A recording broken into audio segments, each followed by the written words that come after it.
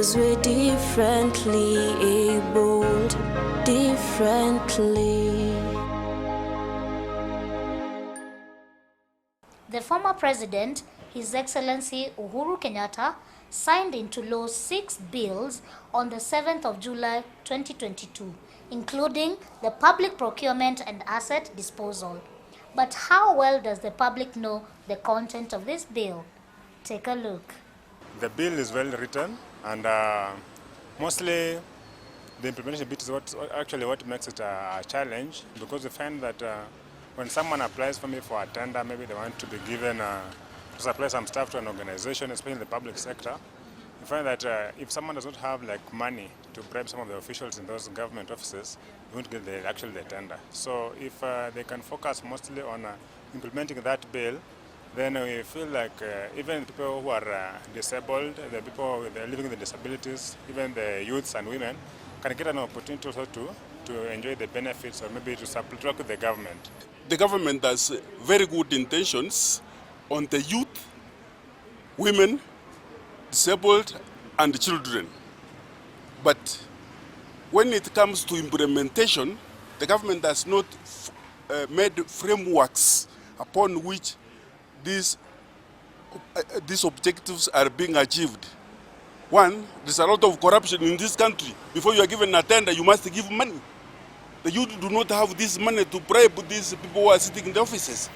So firstly, sweep all the corrupt people in these offices so that the offices can be clean. Two, these officers who are sitting there, who are supposed to award the tenders, actually they're also interested in tenders. They're the ones who are even supplying goods to the government.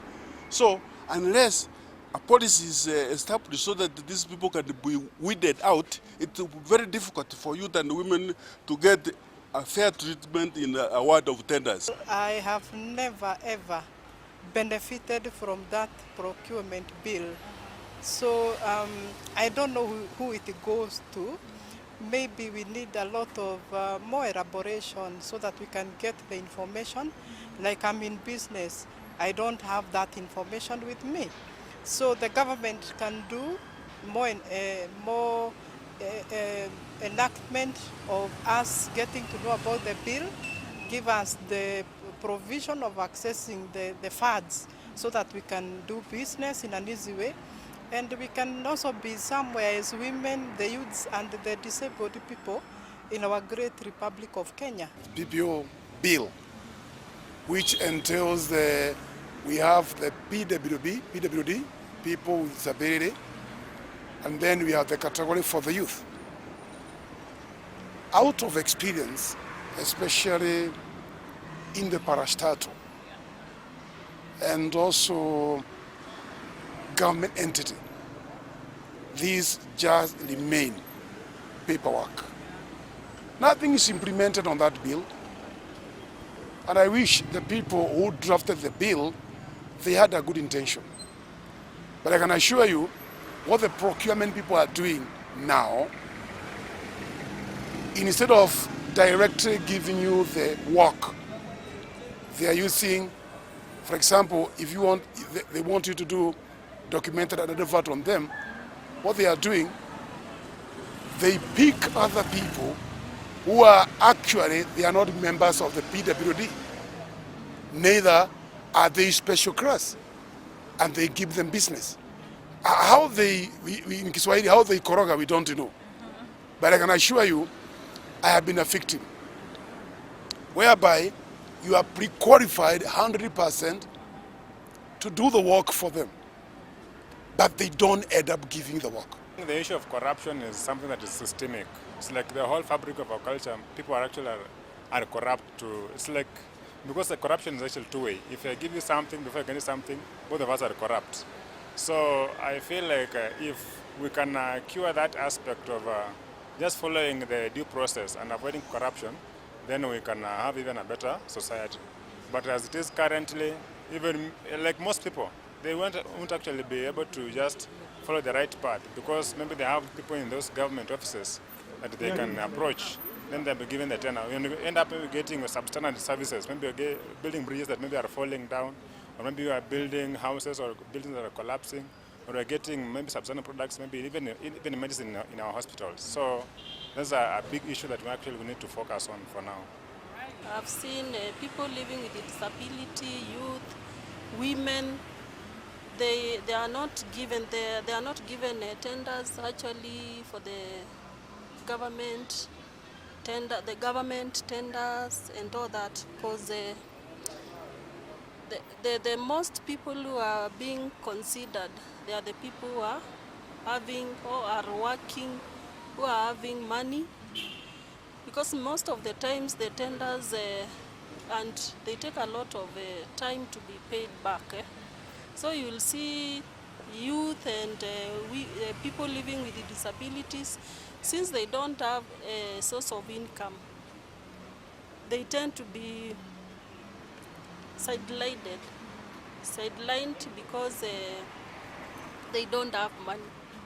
The mentality the community has towards the disability is that they are hopeless people, they are useless people. They are people who should not even be considered in anything. So we have not come to realize that the disabled people are human like ourselves. They need money like the way we people who are fit need that money. So the mentality must change. Disability, we regard those people as sick people, people who do not even need money, people who should be left to suffer forever. And they are left between themselves and God.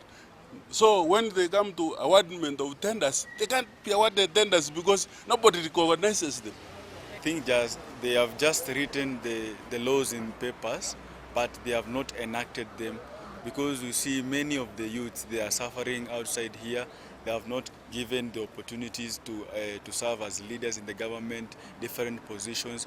Yeah, but according to the women, we have seen there is a lot of improvement in terms of women getting opportunities in the government, because now the government is focusing on a third gender role. So according to me, they have improved in terms of dealing with women more than youth.